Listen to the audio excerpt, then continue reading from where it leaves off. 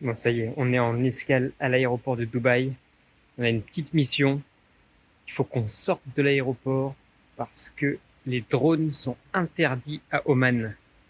Et donc, on va rejoindre une copine dehors, on va lui filer le drone et on va re-rentrer dans l'aéroport.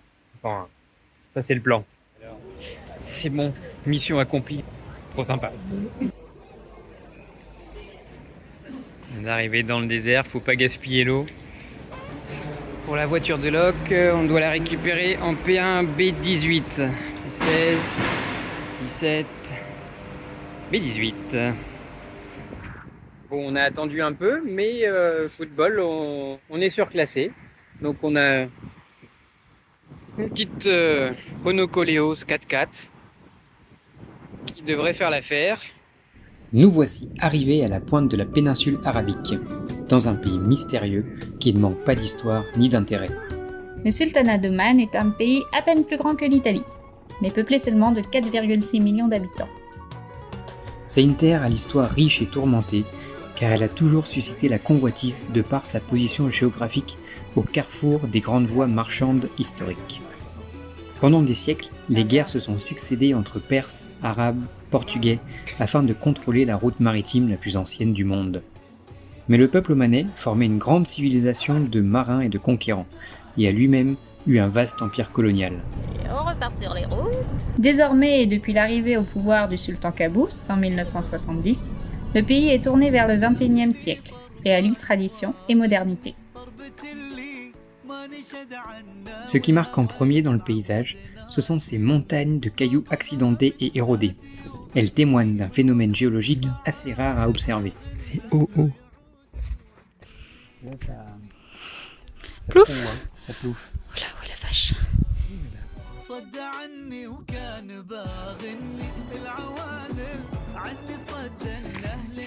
Alors, c'est quoi cette rando? C'est la W6. Balcony Walk. J'ai belle chance. Oh, la montagne au soleil.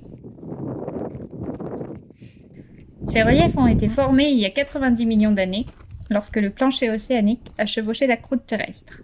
C'est ce qu'on appelle l'obduction. Et cette chaîne de montagnes culmine quand même à plus de 3000 mètres. C'est sympa, mais il y a un peu de vent. Canyon. C'est quand même pas très rassurant ce gros tas de cailloux là. Dire qu'on marche là-dessus.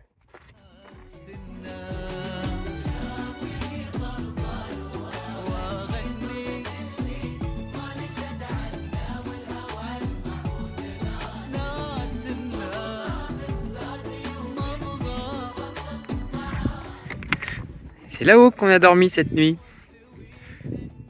Pas mal quand même. En effet, un des trucs sympas à Oman, c'est de pouvoir camper librement, vraiment partout.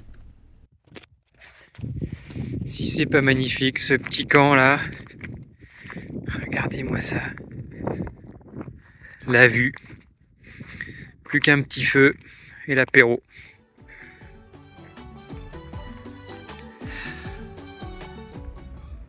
On cherche à nouveau un spot.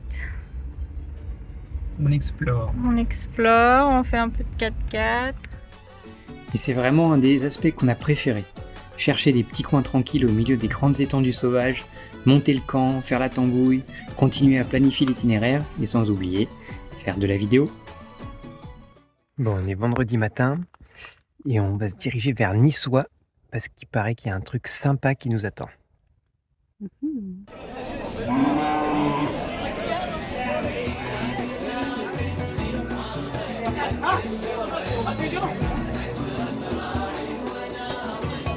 Il est en train de négocier une petite chèvre.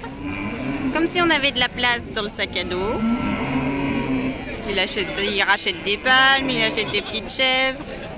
Franchement, il va falloir qu'il se rachète une valise, hein, ça sera plus possible. 50 rials la petite chèvre. 50 rials. Bon, et sans négocier. Est-ce que vous connaissez les fameuses chèvres arboricoles? Oui. En plus, ça doit piquer là. Si on continuait le shopping au souk.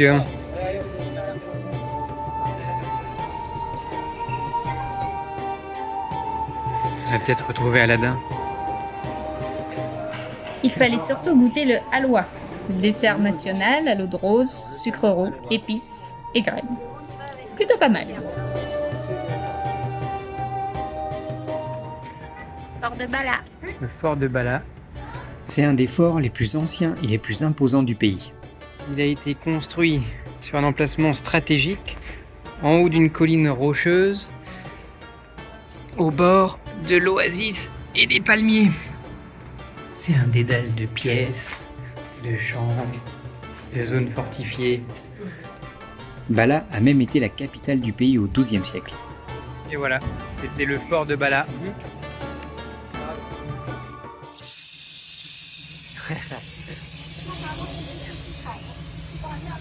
Toujours un petit stress quand même quand on va conduire dans le sable et dans les dunes. Mais ça va vite revenir. En plus, on n'a pas une énorme voiture. J'espère qu'elle a quand même un peu de patate. Sachant qu'il n'y a rien qui marche depuis le début, elle sonne de partout. C'est vrai. Mais bon, allez, on va compter sur la patate alors. C'est joli au moins. Et on a la tente dans le coffre au cas où. Ça va, c'est un peu vert. Ouais. Il y a des buissons. Peut-être y avoir un peu de wildlife.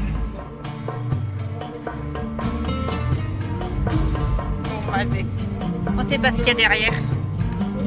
Et là c'est pareil, mais tu vas où? On sait toujours pas. Non, tout droit. Ah, suis-le alors du coup. Oh ma zette. On verra. Avec de belles couleurs, etc. Oui, c'est vrai que c'est joli. Oh, il va être trop bien ce coin. C'est chouette, attention, ça tombe un peu. Oui, c'est ça. Oh là là.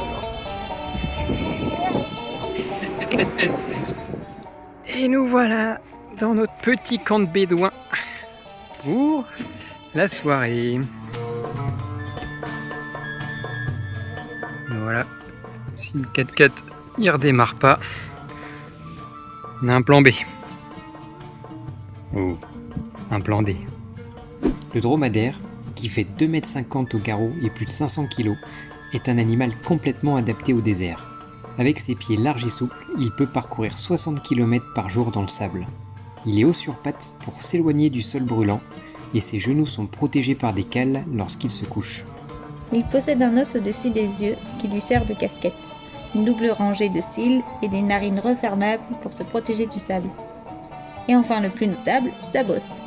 Elle lui sert à stocker sa graisse et il peut ainsi tenir 15 jours sans manger ni boire. Grâce à cette bosse, il est aussi moins gras, ce qui limite la sudation et la déshydratation. C'est pratique quand même. Marche dans tes traces. Ok. Fouah. 80% du territoire omanais est constitué de désert. Ces grandes dunes parallèles de parfois 100 mètres de haut sont sculptées par les vents contraires des alizés et de la mousson. Car oui, il pleut aussi ici, parfois beaucoup même, ce qui fait naître les wadis et les oasis. Mais ça, on vous le montrera dans la prochaine vidéo. C'est le désert. Pas mal, non? Oui, c'est sympa. J'espère qu'on va avoir des petites bestioles. J'espère pas.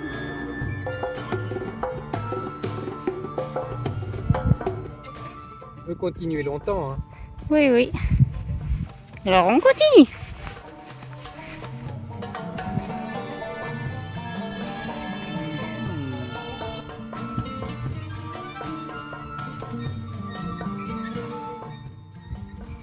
Terre de mousse.